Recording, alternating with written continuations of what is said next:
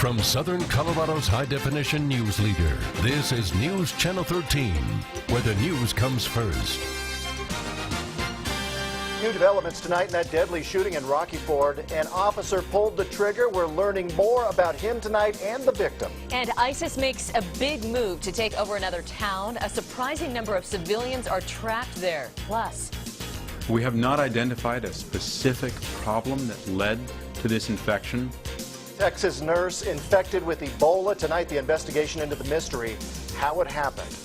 Good evening. I'm James Jarman. And I'm Heather Skold. Thanks for joining us. An officer-involved shooting has rocked the small town of Rocky Ford. Authorities today released the name of both the officer and the victim. Yeah, the Rocky Ford police officer who fired the shot is James Ashby. The victim is 27-year-old Jack Hawkes. KRDO News Channel 13's Emily Allen is live in Rocky Ford, been following this case since yesterday. James and Heather, I'm going to take a step back because right now there are people that are putting candles in front of this home. This is where that officer-involved shooting took place yesterday. And as of right now, Rocky Ford's police chief is saying very little about what happened here yesterday. However, the victim's family has had plenty to say. Now, yesterday, the Colorado Bureau of Investigation was out here investigating, and today they released the names of the officer and the victim who died. Jack Hawkes' family said he came home around 2 a.m. yesterday morning. Shortly after that, Officer Ashby came through the front door. The two men were shouting before the gun went off. Jack Hawkes is 27 years old. Neighbors say he has grown up in Rocky Ford. People on his street say he was a quiet and respectable guy. And they're shocked by the news. Now, we did look up his rap sheet, and he does have a criminal record here in Colorado. And Officer James Ashby joined Rocky Ford's police department in June. According to his LinkedIn profile, he served in the Navy. He is currently on administrative leave during this investigation.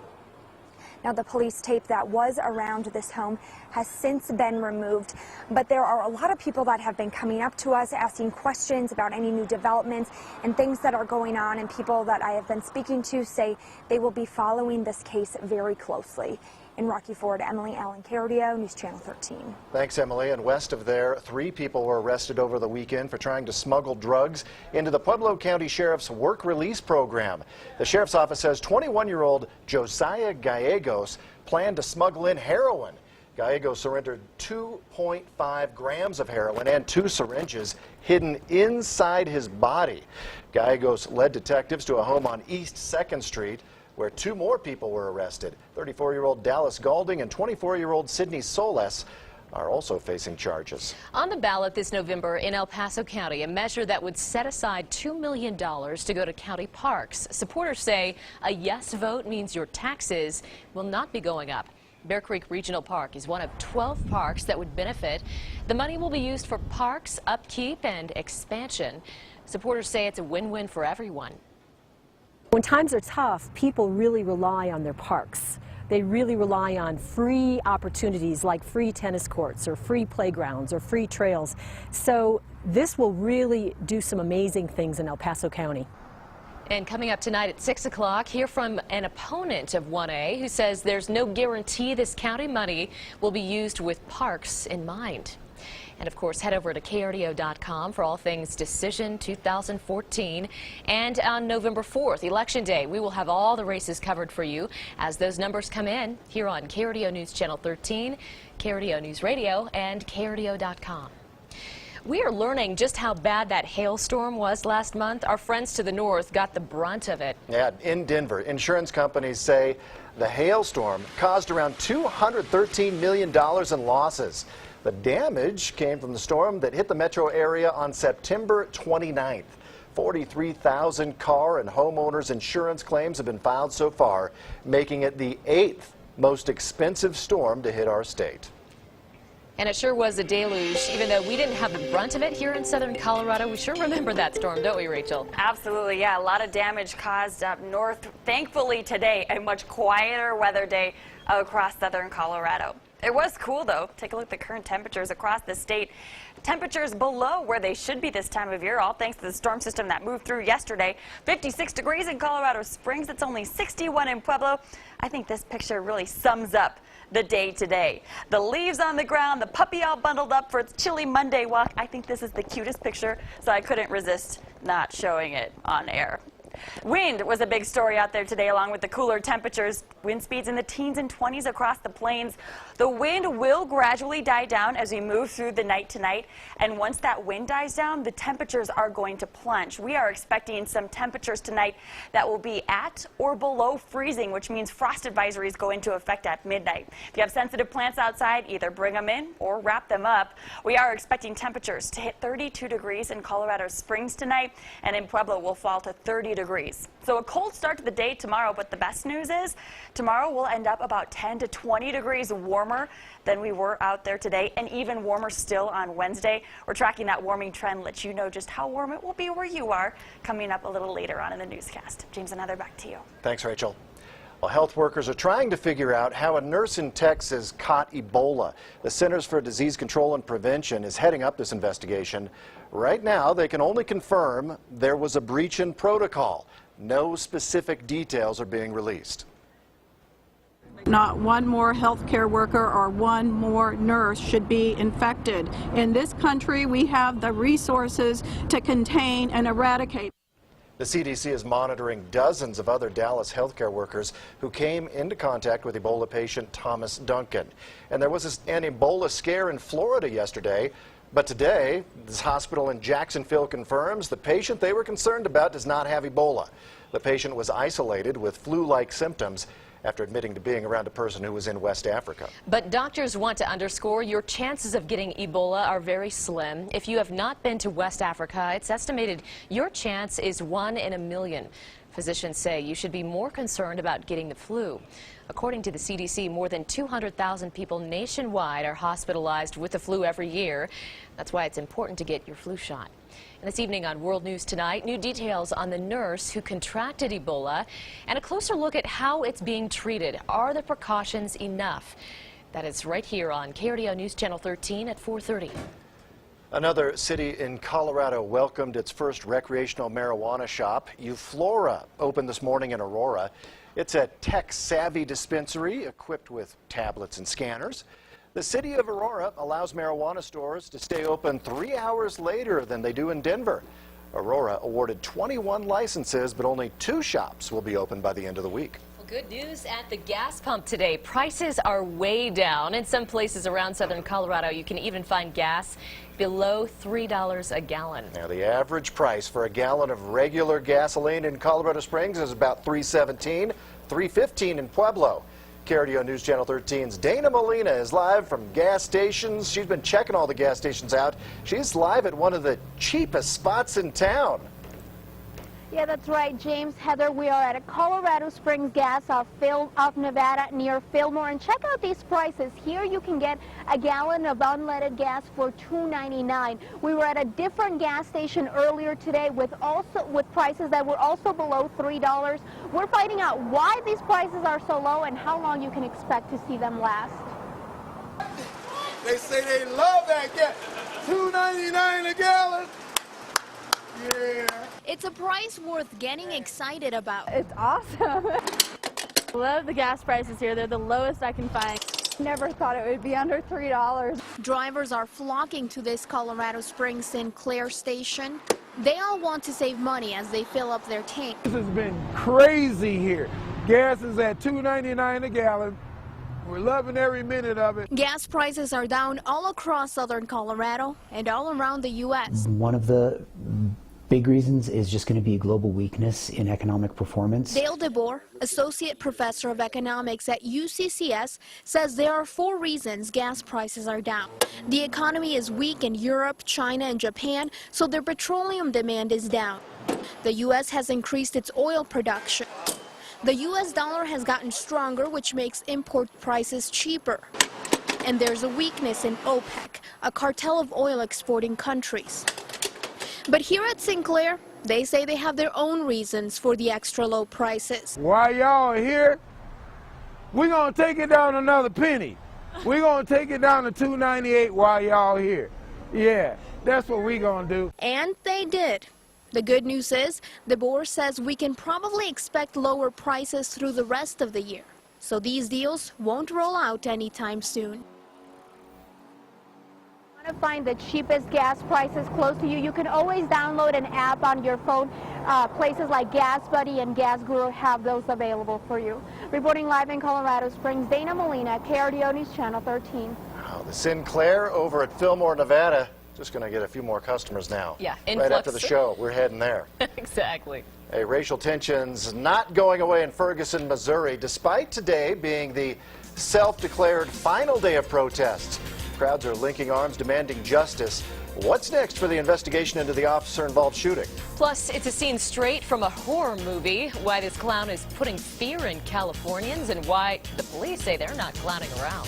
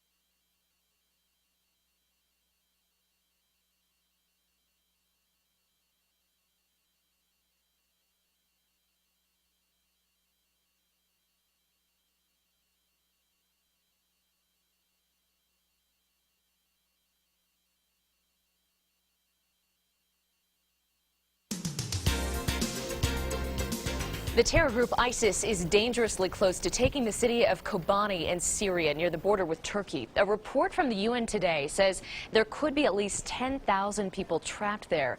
If Kobani falls to ISIS, they would control 3 official border crossings between Syria and Turkey. Farther south in Iraq, Iraqi forces have reportedly abandoned a strategic base in the Anbar province. It's estimated ISIS controls 80% of Iraq's Anbar province, which is roughly the size of North Dakota. And the terrorist group is proudly boasting that they have revived slavery. They made that announcement in the online magazine Dabiq, writing, "The revival of slavery before the hour." The report documents the capture and forced marriage of women from Iraq's Yazidi minority and the forced conversion or murder of the men. Girls with them, killed the men, and left the women. They beat us to make us submit to them. As much as we could, we didn't let them touch our bodies. For Yazidi men who were not murdered, the choice was simple: either convert or die. Crowds gathered today in Ferguson, Missouri for a final day of demonstrations. Marching now for justice! We shall not be moved. These protests in Ferguson are being called Ferguson October and Weekend of Resistance. They actually happen in Ferguson and St. Louis. It surrounds the police shooting deaths of Michael Brown in Ferguson and Von Derritt Myers in St. Louis. A grand jury looking into the Michael Brown case has until January 7th to make a decision on charges. The storm system that moved through yesterday has pushed off to our east. We're not tracking any rain or snow out there today. Instead, clear skies and a lot of cold. Tomorrow, we warm up and we'll get even hotter on Wednesday. What all of that means for you after the break.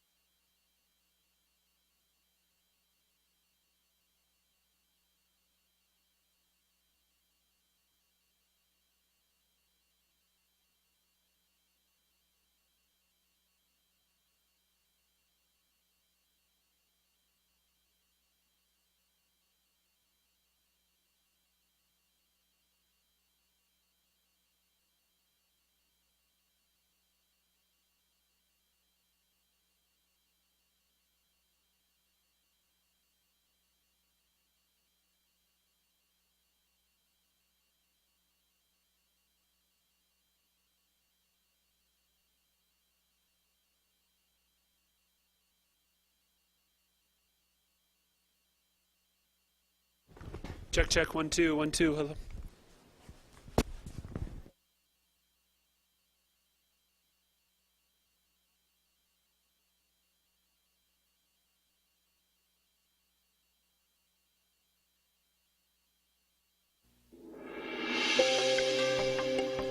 A big change between yesterday and today. Today, not a cloud in the sky, plenty of sunshine, but it has been a chilly day across southern Colorado. Take a live look right now from Fountain where you can see the clear skies in place, and it's going to be the clear skies that will result in such cold temperatures tonight. Frost advisories go into effect beginning at midnight. They'll expire tomorrow morning at 8 o'clock when we finally start to see enough sunshine to begin to warm us up. But until then, brace yourselves because it is going to be a cold one tonight. Temperatures dropping to freezing or below for many areas across southern Colorado, including Colorado Springs and Pueblo. Bring in your plants tonight or wrap them up. 35 degrees in La Junta, 32 in Lamar, 20s once you move up into the mountains and mountain valleys. But the cold doesn't last for long. Tomorrow afternoon will end up a lot warmer than it was out there today, and there will be a lot less wind also. So it should be a very nice day to spend some time outside. 71 in Colorado Springs, will hit 76 in Pueblo with temperatures in the low to mid 70s across the southeastern corner of the state. As far as any weather tomorrow, we're not going to see a whole lot of it. Skycast is keeping the clear skies around from start to finish tomorrow. So again, plenty of sunshine, light winds, warmer temperatures, and we'll see another day like that on Wednesday. Wednesday, we're hitting 80 degrees in Colorado Springs. Average temperatures this time of year, about 64 degrees. So we are going to be a lot warmer than we should be, but temperatures become a bit more seasonal behind a cold front that moves through on Thursday. Friday, we'll hit 66 degrees. We'll keep mid 60s through Saturday, drop it even further on Sunday. We'll hit a high of 60 degrees on Sunday, and our next chance for storms moves in for the second half of the weekend also. Pueblo, 76 degrees tomorrow, 85 on Wednesday. We'll drop it about 10 degrees with the passage of that front, and then 60s expected on Friday. We'll jump into the 70s quickly Saturday, then fall back into the 60s on Sunday. Canyon City, 74 tomorrow. We'll hit 82 on Wednesday. 70s turn into 60s Thursday into Friday. So again, temperatures feeling a bit more October-like as we head into the end of the work week, beginning of the weekend. Teller County, 62 degrees tomorrow, 69 on Wednesday. We'll drop it into the 50s Friday, Saturday, and overnight lows, as I mentioned, pretty chilly here over the next week. So I know that all of my plants died, I think, in June. Oh. But if yours did better than mine, then either wrap them up or bring them inside because temperatures overnight are going to get pretty Mine are cold. hanging on by a fingernail, too. Yeah. Not looking too No, healthy. I'm not very good at that kind of stuff. Is that right after you bought them? Pretty much in the car ride home. I left them in the car. Thanks, Rach. Oh, Rachel needs some help with her plants. Hey, it's state championship time for high school softball. The local contenders coming up next. And if you missed any of our top stories, just log on to KRDO.com for all your local headlines.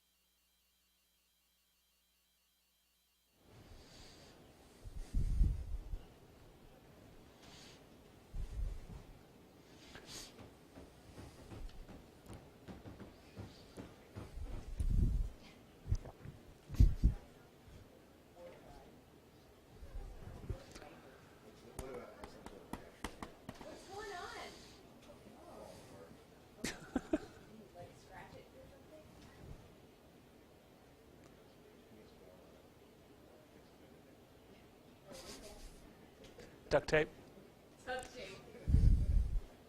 It's the new Band-Aid. Duct tape? Yeah. Seriously? Yeah, I've heard that. The internet says.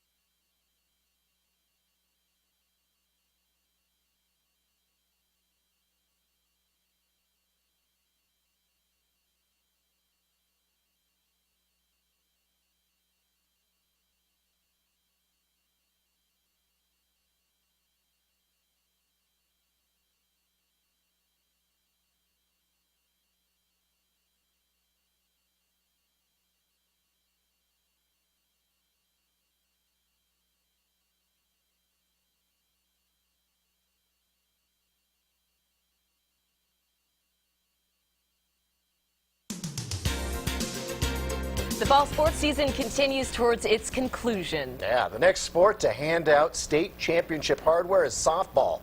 KRDO News Channel 13's Jason Carter's here, and you caught up with one of the qualifiers locally. Yeah, you know, weather postponed tennis this past weekend, but Mother Nature didn't have much to say when it came to softball.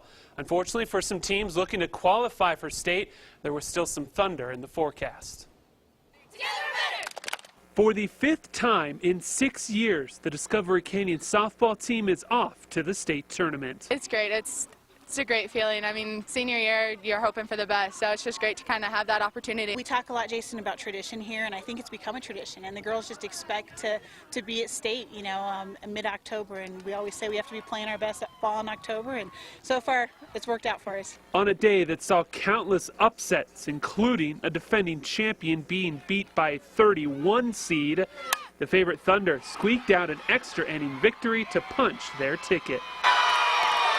I don't know. I feel like we were always kind of in it, and I never felt like it was going to slip away, and I think the team came together so well. We just all kind of pushed together, pulled, and we fought with everything that we had, and that's just kind of how it's going to be. It was like a roller coaster, you know, we were up one and we were down one, but we never gave up, and so we knew, like, at that inning, we knew we were going to get there. Now their focus switches to the state tournament, where no school from Colorado Springs has ever brought back the big prize in softball. It's a big deal, and number one, just for our girls and the school, Discovery Canyon, and just the city of Colorado Springs. I think, you know, we've been kind of underestimated as, you know, softball community here, and it's getting stronger, we're getting better, and so it would be very special for the entire community. DCC will take on Windsor Friday morning at 10 in the first round of the 4A state tournament.